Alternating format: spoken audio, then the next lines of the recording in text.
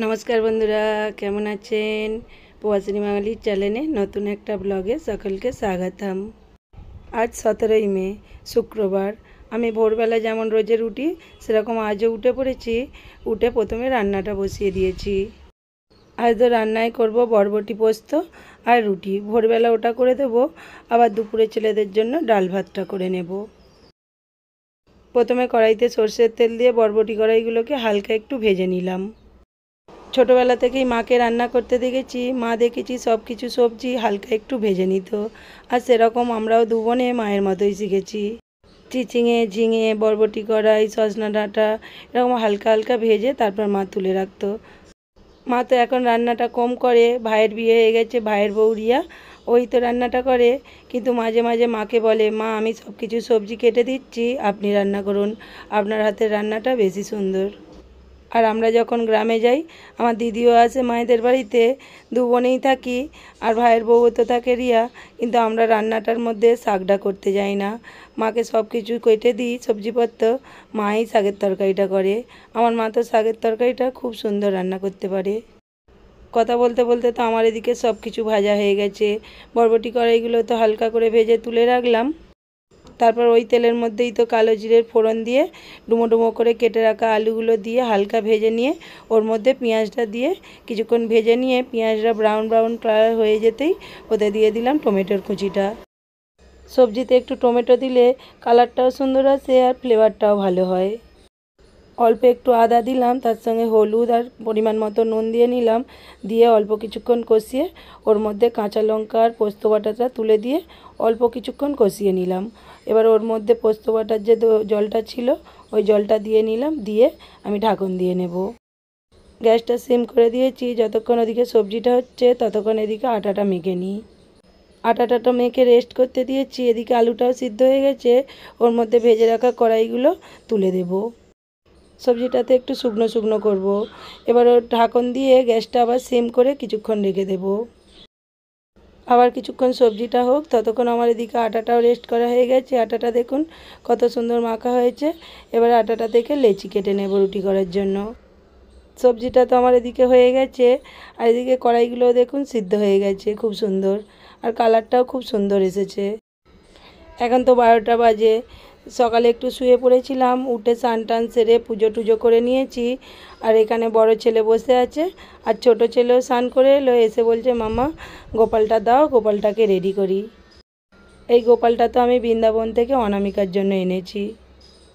ওর মামিকে তো কেউ বলেছিল গোপাল দেয়া শুভ, তাই ও বলেছিল আমি যখন গোপাল নেবো তুই আমার গোপালটা দিবি, আর তোকেও আমি একটা গোপাল দেবো। কিন্তু আমার ঘরে তো পাথরের গোপাল আছে, আর এখনও না অষ্টধাতুর গোপাল নেওয়ার ইচ্ছা নেই।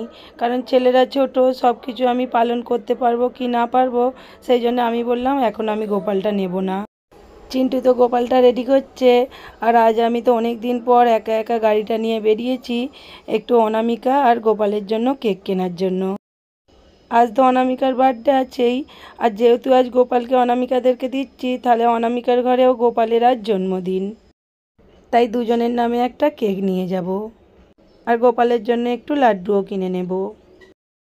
আমার ছোট ছেলে অঙ্কুশ তো প্রচুর বায়না ধরেছে, এবারে গোপাল আমার চাই মামা। তো রঞ্জনা তো শুনেছিল বৃন্দাবনে যখন ছিলাম, ও ফোন করেছিল, ও বলেইছিল নিয়ে আয়। আমি বললাম না, তোরা তো আসবি, সে তখন দেখা যাবে। আমার ছোট ছেলেটা তো অনেক জিদ করছে নেওয়ার জন্য। ও তো ছেলে, এখন হয়তো জিদে পড়ে বলছে যে মাম্মা নাও নাও, আমি সব কিছু করব।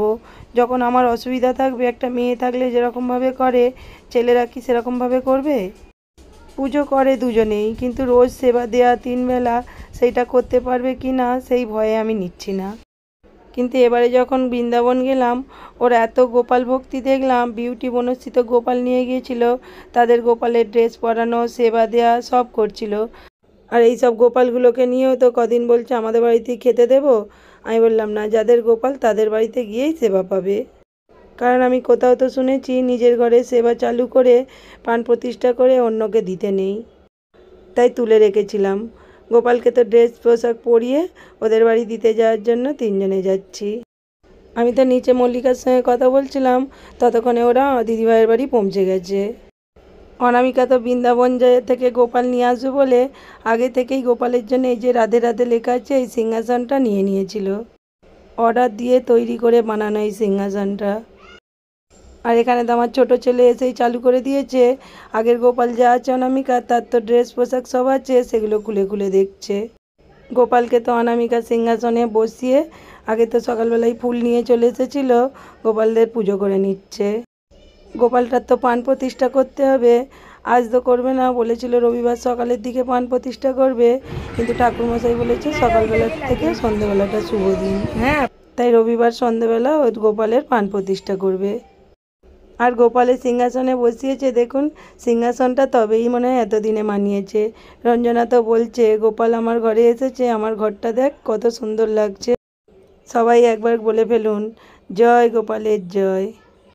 অনামিকা তো ঘরটা অন্ধকার করে দিয়েছে, দিয়ে লাইটিংটা চালু করেছে।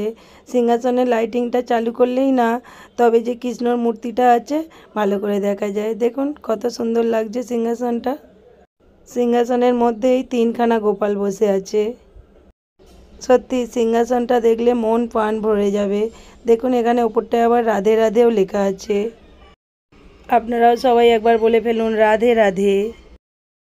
গোপালকে তো সিংহাসনে সাজিয়ে পুজোটাও করা হয়ে গেছে।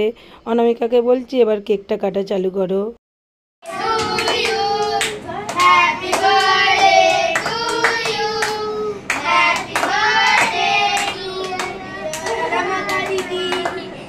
গোপাল এই গোপালের নাম নিবি তো?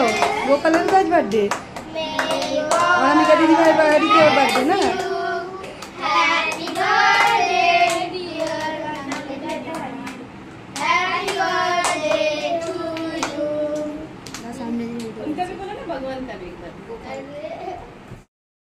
অনামিকা তো কেকটা কেটে গোপালকে প্রথমে খাইয়ে দিল। আজ তো আমরাও অনামিকাকে উইশ করলাম, আর আপনারাও সবাই একবার ওকে উইশ করে দিন হ্যাপি বার্থডে। কেক কাটা তো শেষ হয়ে গেছে, এদের ওদিকে কেক মাখামাখি শুরু হয়েছে। চলুন অনেকটা তো বেলা হয়ে গেছে, কেকটা কেটেও তো বাচ্চাগুলোকে দিতে হবে, আবার অনেকটা দুপুরও হয়ে গেছে, ছেলেগুলোকে খেতেও দিতে হবে। আজকের ব্লগটা তো এখানেই শেষ করছি। পরের ব্লগে যে অনামিকার গোপালের পান প্রতিষ্ঠা হবে ওটাও আপনাদেরকে দেখিয়ে দেব। আর আজকের ব্লগটা যদি ভালো লাগে লাইক কমেন্ট শেয়ার করে দেবেন। সকলে ভালো থাকবেন, সুস্থ থাকবেন, সাবধানে থাকবেন।